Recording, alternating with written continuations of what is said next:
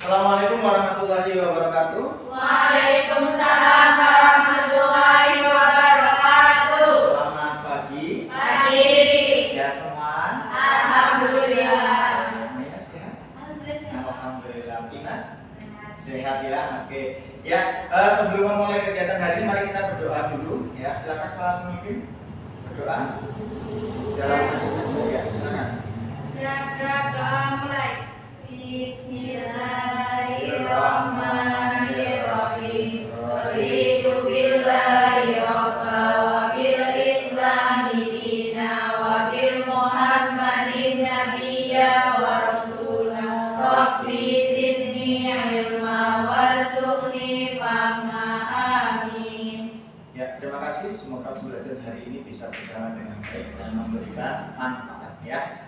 Oke, baik. Kita masih di materi yang sama, PIPAS ya, Proyek Ilmu Pengetahuan dan Sosial. Dengan materi yang sama yaitu ekonomi kreatif. Nah, hari ini kita akan lanjutkan dari penjelasan yang kemarin ya. Kemarin kita sudah menerangkan tentang macam-macam ekonomi kreatif, kemudian macam-macam literasi keuangan ya. Mulai dari macam-macam uang, macam-macam pembayaran, kemarin juga sudah Pak Eko jelaskan di pertemuan sebelumnya. Materi yang kemarin, ada yang mau ditanyakan? Tidak ada ya? Oke, kalau sudah jelas hari ini Pak Eko masuk kepada materi proyeknya ya. Jadi hari ini kita akan masuk ke materi proyek. Nah, ini yang kemarin tujuan pembelajarannya sudah. Kemudian macam-macam juga sudah kemarin ya, macam-macam uang dan macam-macam transaksi. Nah, hari ini Pak Eko akan memaparkan tugas proyek yang nantinya akan kalian lakukan secara berkelompok ya. Untuk kelompoknya sudah Pak Eko bagi sesuai dengan tempat duduk kalian ya. Jadi nanti tinggal ini kelompok 1, kelompok 2, 3, 4, 5 dan terakhir kelompok 6 ya. Yang kok kenapa belum? Yang ngelamun kan ayo ya. Oke, jangan ngelamun. Kalau materi ini itu harus fresh ya, harus fresh, harus senang ya. Oke, kita lanjutkan ya. Di tugas proyeknya nanti kalian akan berkelompok dan menjelajahi dunia perekonomian di masyarakat ya. Pak Eko beri nama kegiatan ini namanya Gipsa the Explorer ya. Ada yang tahu dari mana Pak Eko ambil nama ini? Dora, betul sekali ya. Tanya peta, kita mau kemana gitu ya. Nah, kita punya peta di sini. Petanya dimulai dari start ya. Kita akan start dari yang pertama ini nanti kita menentukan pelaku usaha kreatif yang akan kita kunjungi ya. Jadi kemarin tidak hanya belajar teori, nanti kalian akan belajar di lapangan seperti apa sih yang sebenarnya terjadi di lapangan ya. Kemudian nanti yang kedua menggali perjalanan usaha ya. Jadi bapak yang kalian kunjungi atau ibu yang kalian kunjungi itu perjalanannya bagaimana? Apakah dapat warisan ya, atau kan mulai dari nol kayak pom bensin mulai dari nol ya kak ya, gitu ya. Nah, atau mungkin patungan dengan saudaranya, dengan sahabatnya, dengan pacarnya, dengan mantannya gitu ya Mbak ya. Ya, jadi boleh bisa kayak gitu. Nanti dicari tahu ya. Sebenarnya terjadi itu apa sebetulnya perjalanan bagaimana. Sampai sekarang beliau sukses ya. Nanti yang terakhir literasi keuangan dan pelaporan. Ya, Pak Eko ulas sedikit aja biar nanti tidak bingung. Ini ya. Jadi kemarin kita udah baca ya. Udah baca. Kita udah pelajari ya. Macam-macam dari pelaku ekonomi kreatif. Ada yang dalam bentuk apa kemarin? Kerajinan tangan atau pengrajin, oke boleh. Terus ada lagi yang lain? Desain grafis gitu ya. Oke, desain itu misalkan dia buka percetakan atau buka desain undangan pernikahan ya. Ada yang udah mau pesen undangan pernikahan? Nanti Pak Eko desainkan boleh ya. Atau mungkin hitanan ya. Kalau ini dari hitam, enggak ya. Yang ada laki-laki maksudnya ya, hitam gitu. Nanti undangan bisa pesen sama Pak Eko. Tenang, diskon 50% ya. Oke, boleh. Ada yang lain mungkin selain itu? Kuliner. Nah, yang suka masak-masak ya. Nah, walaupun cuma masak-masaknya pegang ini aja ya, serok aja. Sudah matang air ya, oke mah, nyerok aja gitu ya. Nah, apa? Sudah berkontribusi secara aktif di dapur gitu ya. Masak-masak boleh ya, buka kuliner. Sekarang banyak ya anak-anak muda yang buka kuliner dadakan di pinggir jalan ya. Dari pinggir jalan bisa jadi samping jalan ya.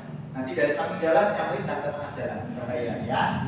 Jelas ya? Oke, itu macam-macam. Nanti boleh kalian pilih di sini ya. Mau ke nyari di Purwokerto boleh ya. Mau ke Amor, ke Tripio ya. Mau ke apa namanya ini? sanggar tari boleh, mau ke toko-toko souvenir ya, ada suite souvenir ya yang kita yang unduh itu boleh, atau di tempat souvenir yang lain, atau ke toko batik Benang Raja boleh ya, kemana aja boleh ya. Yang penting jangan ke rumah Kak Eko ya, nggak bisa diwawancara nanti ya. Jelas ya? Oke, nah nanti kalian tentukan dulu nih satu kelompok mau pilih yang mana, mau ke siapa. Nah dari kelompok itu nanti kalian ini dia yang harus digali perjalanan kedua. Setelah menentukan, kita akan menggali. Yang pertama ditanya dulu identitasnya, namanya, istrinya berapa, ya, anaknya berapa, ya, itu. Terus habis itu aslinya mana ditanya, yang lengkap, pokoknya selengkap mungkin. Kayak kalian jadi wartawan lah pokoknya ya, dicari tahu informasi sedetail mungkin ya. Kemudian zodiaknya kalau perlu ya, sama feng shui-nya apa itu apa-apa boleh ya. Nah nanti habis itu dari kita lanjut ke yang kedua, zero to hero-nya bagaimana? Dari modal 0 sampai sekarang suksesnya bagaimana? Ya, kalian cari tahu itu. Nah nanti kalau sudah yang namanya orang berjalan ya, pasti ada kesandungnya kan kadang ya. Nah, ada belok kanan dikit, ada lubang. Nah, mungkin juga sama pelaku usaha ada tersendat-sendatnya, ada permasalahannya ya. Oke, halo ya, bisa ya. Nanti problemnya apa ya? Problemnya apa? Halo. Ya, sudah bisa fokus?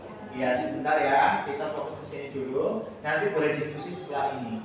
Problemnya apa? Kita kan juga sudah ketemu solusinya apa belum? Yang sudah pernah terjadi. Kalau sudah ketemu solusinya apa? Nanti kalian catat jadikan sebuah pengalaman ya.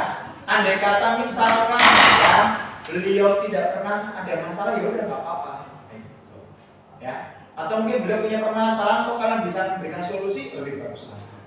Ya, jelas ya? Oke, ini yang tahap kedua yang ditanyakan untuk menggali. Tidak ada. Dari tahap kedua nanti kita masuk ke yang ketiga. Ini dia, kita literasi keuangan. Literasi keuangan kemarin kan udah macam-macam transaksi udah. Nah, 5J sudah Pak Eko sampaikan waktu Ramadan kemarin juga ya, dan di pembelajaran itu sudah ya.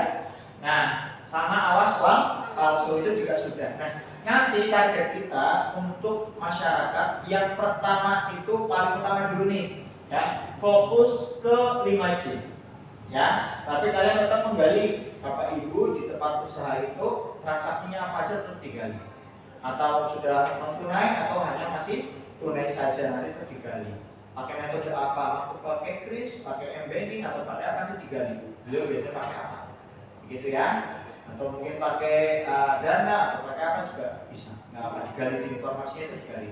Kemudian yang 5J juga nanti disampaikan ya. 5J apa aja kemarin? Jangan dilipat, jangan dirobek, jangan dibasahi, jangan diremas, satunya jangan di-staples. Nanti disampaikan juga ya. Nah, atau lebih tepatnya seperti kita gali, apakah masyarakat yang kita kunjungi nanti sudah menerapkan 5J atau belum?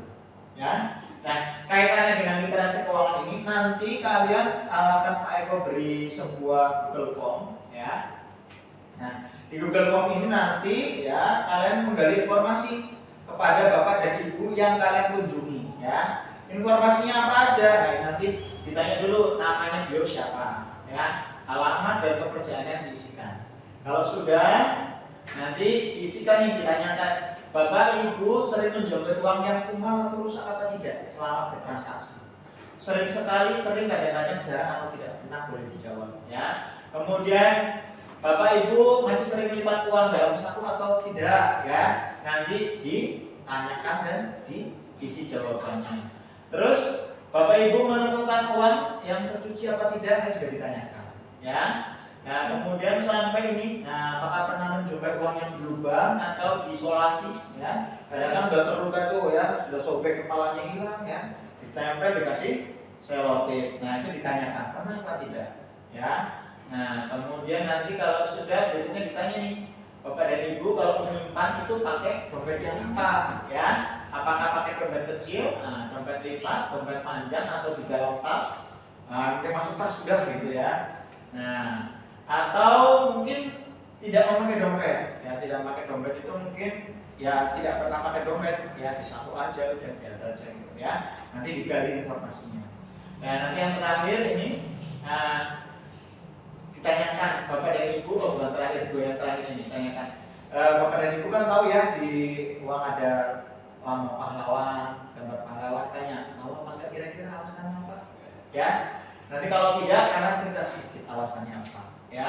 Terus di gambar juga ada gambar foto kebudayaan Indonesia. Ada foto tempat-tempat kekayaan alam Indonesia, ya. Ada gambar apa aja? Kekayaan alam, tari-tarian ada ya, tari-tarian alam, buat wisata ada. Nah nanti itu juga ditanyakan, tahu apa enggak sih alasannya apa? Ya. Kalau misalnya belum tahu, nanti kalian boleh menjelaskan ke beliau, ya. Nah nanti di akhir disampaikan dan ditegaskan bahwa BI itu menyematkan foto pahlawan negara Indonesia serta budaya itu dengan tujuan agar kita lebih menghargai rupiah, tidak hanya sebagai alat pembayaran yang sah, namun juga sebagai bukti kedaulatan negara Indonesia. Selesai. Di 5J disampaikan lagi ya ke Bapak Ibu, ini Ibu 5J itu nanti disampaikan.